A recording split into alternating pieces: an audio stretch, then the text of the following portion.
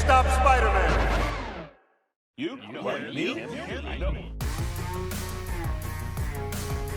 Hey, welcome back to ScreenCrush. I'm Ryan Airy. Spider-Man Across the Spider-Verse ends on a huge cliffhanger. We're going to break down what this ending means and what you can expect in the next film. There's a next film? Yes, it'll be out March of next year, and it's titled Beyond the Spider-Verse. Okay, you guys ready to do this? Then let's get started. So the movie ends with Miles being captured by an alternate version of his uncle and an evil version of himself who became the Prowler. Damn! Now that is how you end a movie with a cliffhanger. Looking at you, Fast X. So we're going to explain what just happened, what's the deal with these canon events, and what it all means for the third movie. Also, Gwen Stacy assembles her own multiversal team at the end of the movie, and they will fight against Miguel O'Hara and his Spider Society, and this might give us a full-on Spider-Man Civil War. And let's not forget about the Spot. He went into God mode, and that is not going to bode well for anyone in the multiverse. And we also have theories on what's going to happen in Beyond the Spider-Verse and how it might even connect to some of the multiverse stuff in the MCU. Everyone keeps telling me how my story is supposed to go. Nah, I'm gonna do my own thing. Alright, let's start with the ending. And this is such a perfect cliffhanger for this movie. Because I'm sure that just like me, you were so fixated on all the spider people, the multiverse, that none of us even considered what happened to the Miles from Earth 42. You see, this alternate version of Miles was supposed to become Spider-Man, not the Miles from Earth 1610. That's the Miles that we all know and love. The Spot, aka Jonathan Owen, was a scientist who worked on Kingpin Super Collider in the first movie. That was a machine that created bridges between different realities, and that's how the spider people ended up in Miles' universe. Jonathan Owen extracted a radioactive spider from Earth 42 and brought it into Earth 1610, and Miles got bitten by this spider. But that spider was supposed to bite Earth 42 Miles, and since it didn't happen, instead of becoming Spider-Man, he broke bad and turned into the Prowler. What? Who are you? You're me? But how? And don't forget that there is no Spider-Man in this universe, and apparently there never was. Why not? Well, when Miles reveals that he's Spider-Man to the alternate version of his mom, she doesn't freak out because the name Spider-Man means nothing to her. What's so interesting about this twist is the relationship between Miles and Aaron Davis. In the first movie, we see that Miles is really close with his uncle, far closer than he is with his parents. Miles was his true self around Aaron, since he was the only person in his life that supported and nourished his creativity. He's the cool uncle that lets his nephew get away with stuff that his dad won't. In fact, if Miles didn't discover that his uncle was the Prowler, he would have probably told him that he was Spider-Man, simply because of how safe Miles felt around his uncle. So this is why it makes sense that Earth 42 Miles turned to the dark side. Because his dad died, and since there's no Spider-Man to serve as a heroic inspiration in his life, Miles turned to a life of crime just like his uncle, thus becoming the Prowler. You either die as Spider-Man or live long enough to become the Prowler. Yeah, pretty much. And really ironic, since in the first movie, Miles was mentored by Peter B. Parker, while the bad Miles was mentored by the Prowler. And this is the personal conflict going into Beyond the Spider-Verse. Because despite all the multiverse shenanigans, the most important aspect of these movies is the human story. That's what I love about these two movies. They don't allow the cameos and all the multiversal stuff to hijack the actual core story about the characters. Now, not to throw shade, but Marvel Studios could learn a lesson or two about how to use the multiverse from these movies. Just saying. Yeah, that's just like, Huh? Person, is that eye cream? Yeah, it sure is, buddy. Why, you don't seem like the kind of guy who uses adult skincare products. Oh, dude, you have to use skincare. Even for us guys, skincare is an important part of our daily routine. Yeah, I have noticed that lately you look quite refreshed. What is this? Well, Doug, this is my AM Morning Facial Moisturizer with SPF 20. It's part of a level 1 system from Tiege Hanley. They're the sponsor of this video. See, I like Tiege Hanley because they make a skincare routine that's easy to understand and uncomplicated. Level 1 came with all the basics. We have daily face wash, exfoliating scrub that gets rid of dead skin cells, AM and PM moisturizer, eye cream, and super serum. Or what's super serum? I have no idea, but every box comes with an instruction card that tells you when to use each product and how much to use and in what order. It's all very easy and a great way to start using skincare products. I'll be honest, at first I was a little intimidated by the process, but Tiege Hanley makes this so easy to use. They have over 5,000 5-star reviews on their website from satisfied customers from all around the world. As a Tiege Hanley member, you also get perks like at least 20% off the retail price,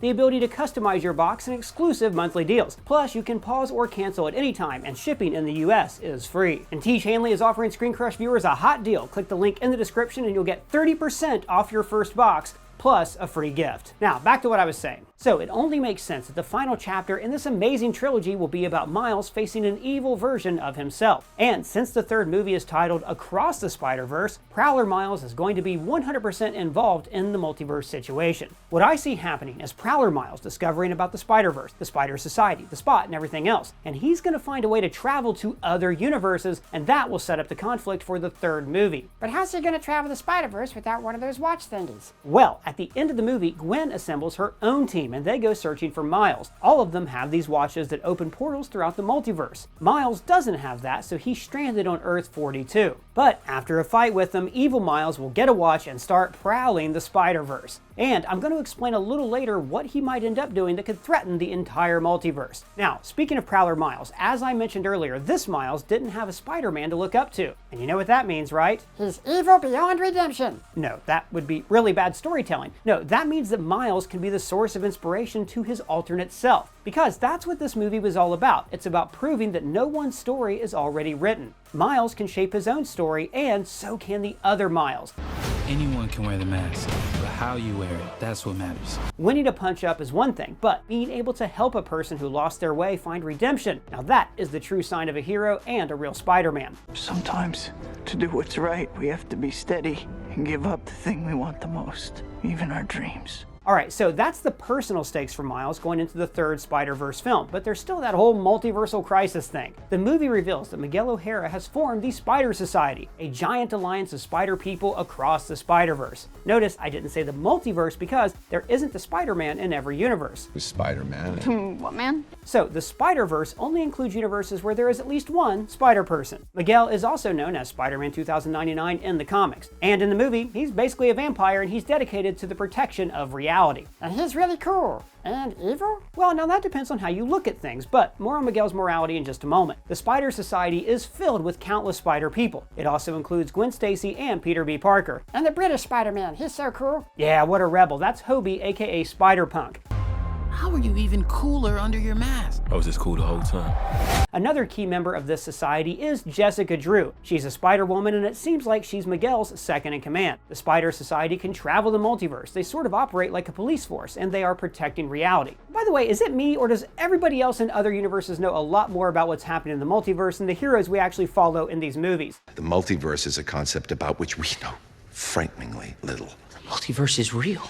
Yeah, these heroes know nothing about nothing. It's almost like their universe is isolated or something. More on that in just a moment. Anyways, the big thing about the Spider Society is to make sure that no one messes with canon events. And what are those? Okay, so the Spider-Verse is like an entangled web that creates the multiverse, and canon events are defining moments in every spider person's life. They are usually tragedies that either create spider people or make them better heroes. For example, the death of Uncle Ben. It's something that must happen so Peter Parker can become Spider-Man. If not for Uncle Ben, most of us wouldn't be here. For others, it's a police captain who's close to a spider person. In Gwen's case, it's her dad. These are points on the timeline that must happen. If those are changed or prevented, it's like unraveling a spider web, and that could destroy whole universes. The Spider Society's job is to enforce the Spider-Verse and ensure that any anomalies will be stopped and that canon events will happen exactly the way they were supposed to. Now, a lot of this seems to be based on the Web of Life and Destiny from the comics. It's a source within the multiverse that is connected to every Spider-Man in every universe, and it's supposedly what gives every spider person powers. The Web of Life and Destiny was at the center of the comics version of the Spider-Verse storyline. Anyways, Miles is apparently a living anomaly. Or why is that? Well, because he wasn't supposed to become Spider-Man. It was the Miles from Earth 42 who was meant to get bitten by the radioactive spider and become the Spider-Man of his universe. On top of that, Miles getting bitten broke the canon, and that is why the Spider-Man of his universe died. Canon events are very similar to what we've seen in the MCU. There are absolute points in time that we first saw in Marvel's What If. They are exactly like canon events, moments in time that must happen, and changing them will destroy the universe. The Spider Society and canon events are also very similar to the TVA and Nexus events in the MCU. So, in the show Loki, we discover that there is a police force that enforces Earth 616's timeline. This universe is called the Sacred Timeline, and it was isolated from the rest of the multiverse by He Who Remains. He's an alternate version of Kang the Conqueror. The TVA's job is to ensure that every moment on the timeline happens exactly like it was supposed to. If someone steps off their predetermined path, they create Nexus events. It's when the TVA can no longer reset a Nexus event. And that would lead to the destruction of the timeline and the collapse of reality as we know it. Those are very similar to anomalies that break canon events. And we have a video on how Beyond the Spider-Verse could connect to that larger MCU multiversal conflict. Be sure to check that out. Anyways, Miles' next canon event is the death of his father. One of the themes in this movie is the philosophical conflict of destiny versus choice. We are who we choose to be. Now choose! Miles wasn't meant to become Spider-Man, and yet he did, and he's pretty darn good at it. So, going into the third movie, the personal conflict for Miles is the fate of his father. But he's gonna save him, right? Well, you know how Spider-Man stories go. There's always some terrible tragedy in the life of every Spider-Person. Please, please don't say that. And this is also how Prowler Miels fits into the Spider-Verse conflict. Miles tells him and Aaron everything about the multiverse and that his father is going to die. The other Miles might want to save his other dad. He might be all tough and edgy now, but I don't think he's going to let his other father die, not if he can stop it. So that means that bad Miles will try to stop the canon event. And as we've established, that's very bad for reality. And on top of that, bad Miles is an anomaly as well, because his story was meant to become Spider-Man, and instead he ended up as the Prowler. And if he starts traveling through the Spider-Verse, it means that Earth 42 is facing another serious breaking of canon. So that's 2 universes that might end. Not to mention all the other universes at risk with all this multiversal traveling. An incursion occurs when the boundary between 2 universes erodes and they collide, destroying one or both entirely.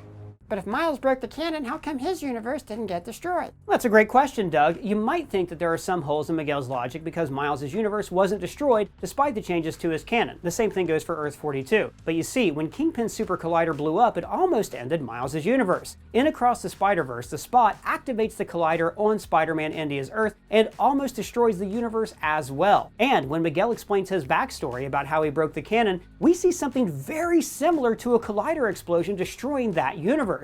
So all of this can't be a coincidence. The effects of the explosion look very similar to the one that happened in No Way Home, when reality was being shattered. That was not a canon event, I think. Don't even get me started on Doctor Strange and the little nerd back on Earth 1999. The multiverse is like seriously fragile. You blow on it too hard, it's gonna break. The Super Collider explosion might be the Spider-Verse's answer to breaking a canon event. And as Miguel says, if you break the canon enough times, you break the entire universe. So if Miles prevents Jefferson's death, that might be the final stroke that completely destroys his universe. And that's the best kind of stakes. It might be about the fate of the universe, but it's rooted in a strong personal stake. You like steak? Good steak. I can deliver you steak. And at the end of the movie, Miguel and his society are coming after Miles. And I think there's a reason why Miguel is so hell-bent on stopping Miles from breaking another canon event. The Spider-Verse is a multiversal web, so I believe that when one universe is destroyed, it sends a cosmic shockwave across the entire string. So every broken canon puts the entire foundation of the Spider-Verse at risk. This is why Miguel must stop Miles, and I think that this builds up to a civil war of Spider-People in Beyond the Spider-Verse. Gwen has assembled her own multiversal team, and it's comprised of Peter B. Parker, Hobie aka Spider-Punk, Paver Prabkar as Spider-Man India, Spider-Bite aka the Avatar Spider-Woman, as well as the returning Spider-People from the first film, Spider-Man Noir, Spider-Ham, and Penny Parker, and of course, Peter B's daughter Mayday aka Spider-Baby aka the most adorable baby ever. In the comics, Mayday Parker grows up to become Spider-Girl, and I'm sure that other Spider-People will join the team in Beyond the Spider-Verse. So this Spider team got a name or something? Like Spider-Verse Surfers? Hey, not bad, that's a cool name, high five. But no, this new team is probably this movie's version of the Web Warriors. In the comics, the Web Warriors are a team that assembled during the Spider-Verse storyline, and they basically handle Spider-Verse conflicts. So Gwen's team will find and save Miles, and then they will all team up against the Spider Society and the Spot. Thing is though that it's not that simple. Gwen and Peter B. Parker betrayed Miles. Miguel, this isn't what we talked about. You knew? They knew about his canon event, but they kept the truth from him and even isolated him. That's not something Miles can easily forgive. I'm sure they'll work things out, because the third movie kind of has to end with Miles and Gwen finally being a thing. And you know that Team Gwen is going to fight Team Miguel in the next movie. Because he's the real villain? No, I don't think that Miguel is a villain per se. He's just more of an anti-hero who must do some really bad things to protect reality. And those are like my favorite kind of characters. I have no idea what you're doing! He experienced firsthand the destruction of breaking the canon, and he lost his daughter in the process. Well, I mean, it was the daughter of his other self, but still, it's like 99.9% the same thing. So now he must make sure that this never happens to anyone else. In fact, I sort of see him as a type of Tony Stark, especially the way he was in Civil War. And with Gwen assembling her own team of Spider People, we are going to see a Spider Civil War. Team Gwen and Miles versus Team Miguel. And don't forget that Miles is going to face off with the other bad Miles. But of course, the biggest threat to the Spider-Verse is the Spot. He started off as a joke villain who nobody took seriously, but he went from being a nobody to being a multiverse-ending threat. The Spot is Dr. Jonathan Owen, and he was exposed to multiversal energy after the Super Collider explosion in the first film. Also, he's the bagel guy from the first movie. There are some interesting parallels here between Spot and Miles. They were both nobodies who transformed into really important somebodies who are now at the center of the Spider-Verse. I mean, after all, I am your biggest fan. Buddy? My name is not Buddy!